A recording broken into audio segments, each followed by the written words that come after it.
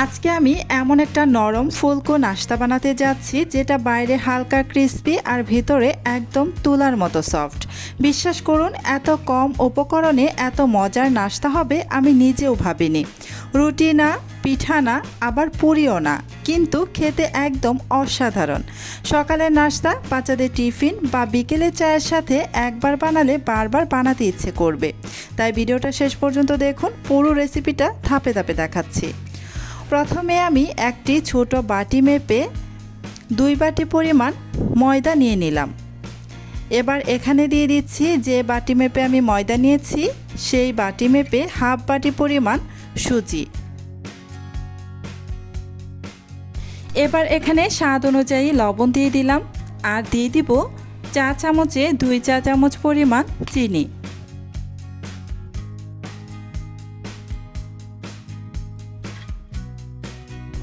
এবার এখানে দিয়ে দিচ্ছি 1.5 চা চামচ পরিমাণ বেকিং পাউডার। আমার হাতের কাছে শুধু বেকিং পাউডারটা ছিল, তাই আমি এখানে শুধুমাত্র বেকিং পাউডারটা ব্যবহার করেছি।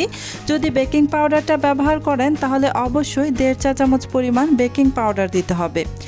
আর যদি আপনাদের হাতের কাছে baking powder plus baking soda থাকে তাহলে দুটো মিলিয়ে দিতে পারেন। সেখানে হাফ চা চামচ বেকিং পাউডার আর হাফ চা চামচ পরিমাণ বেকিং সোডা দিয়ে দিবেন।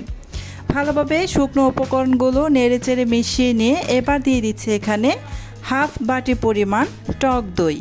আমি যেই বাটি মেপে ময়দা আর সুজি মেপেছিলাম ঠিক সেই বাটি মেপেই এখানে হাফ বাটি পরিমাণ টক দই দিয়ে দিলাম।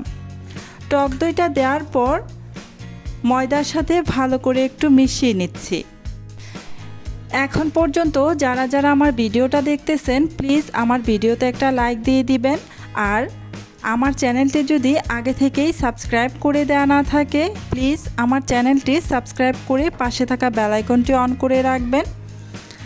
এবার এখানে আমি উষ্ণ গরম পানি দিয়ে দিলাম সামান্য একটু।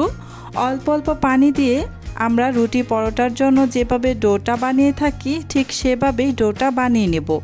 তবে অল্প অল্প পানি দিয়ে এভাবে ডো বানিয়ে নেবেন। একেবারে যদি বেশি করে পানি ঢেলে দেন তাহলে কিন্তু ডোটা পারফেক্ট হবে না। তাই অল্প অল্প করে পানি দিয়ে এই যে আমি একটা পারফেক্ট ডো বানিয়ে নিচ্ছি। খুব বেশি শক্ত আবার অনেক বেশি নরম হবে না। এবার প্রায় 30 মিনিটের মতো আমি রেস্টে রেখে দিব। ফিরে আসছি 30 মিনিট পর।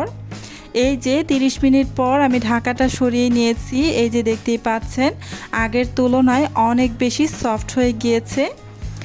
এভাবে যদি প্রায় 30 মিনিটের মতো রেস্টে রেখে দেন এতে করে এই নাস্তাগুলো যখন ভাজতে যাবেন তখন কিন্তু খুব সুন্দরভাবে ফুলে উঠবে।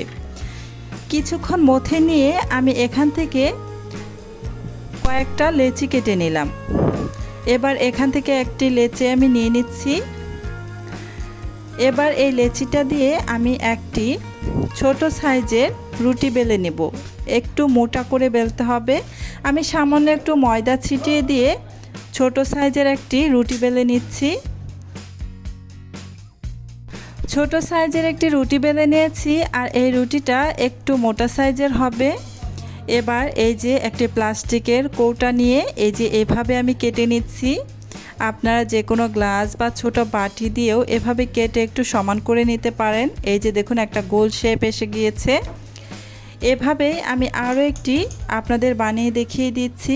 আরও একটি লেচি নিয়েছি আর এই যে বাড়তি অংশটা যে ছিল সেটা একসাথে মিশিয়ে নিয়ে আমি আবারও একটি ছোট সাইজের রুটি বেলে নেব।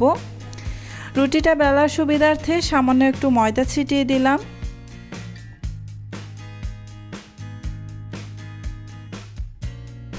আবারও সেই ছোট কৌটা মেপে এভাবে কেটে নিলাম। দেখুন কত সুন্দর একটা শেপ এসেছে গোলাকৃতির।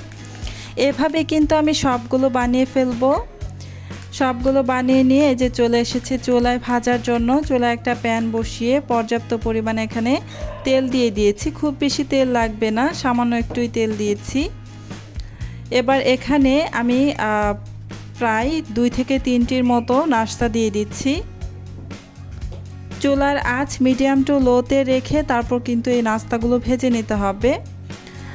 আমি কিন্তু গ্যাসের চুলায় বসিয়েছিলাম প্রথমে, তারপর গ্যাসটা আমার বন্ধ হয়ে গিয়েছে, তাই ইনফ্রারেড চুলায় এনে বসিয়েছি। যাই হোক, চুলার আঁচ একেবারে মিডিয়াম টু লো আঁচের মাঝামাঝিতে রেখে উল্টে পাল্টে ভেজে নিতে হবে। আপনারা চাইলে কিন্তু এটা ঢেকে দিয়েও ভেজে নিতে পারেন। ঢেকে দিলে কিন্তু খুব সুন্দর আরও অনেক বেশি ফুলকো হয়। তো আমি ঢেকে দেইনি, এভাবে আমি ভেজে নিচ্ছি। এই তো ভাজা হয়ে গিয়েছে, উঠিয়ে নিচ্ছি। কতটা সুন্দরভাবে ফুলে উঠেছে দেখতেই পাচ্ছেন। যদি ঢেকে ভাজতাম তাহলে আরও অনেক বেশি ফুলকো হতো। তো সেমভাবে আমি আরও এক ব্যাচ ভেজে নিচ্ছি।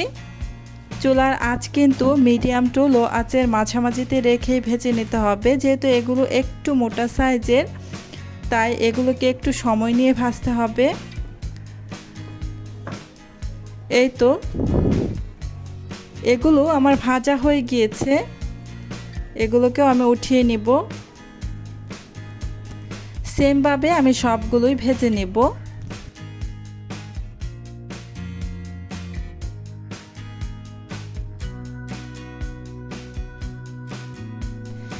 দেখতেই পাচ্ছেন কত সুন্দর ফুলে উঠেছে আর ভিতরটা কতটা নরম হয়েছে, একদম দোকানের মতো লোক আসছে, কিন্তু বানাতে লাগলো খুবই কম উপকরণ। বিশ্বাস করুন, গরম গরম এই নাস্তাটা চা, সস বা ঝাল চাটনির সাথে খেতে এতটাই মজা লাগে যে একবার বানালে পরের দিন আবার বানাতে ইচ্ছে করবে।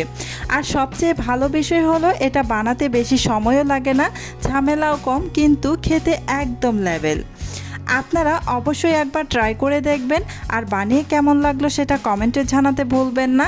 ভিডিওটা যদি একটুও ভালো লাগে তাহলে একটা লাইক, সুন্দর একটা কমেন্ট আর চ্যানেলটা সাবস্ক্রাইব করে আমার পাশেই থাকবেন। আপনাদের ভালোবাসায় আমাকে প্রতিদিন নতুন নতুন রেসিপি নিয়ে আসতে সাহস দেয়। আল্লাহ হাফেজ।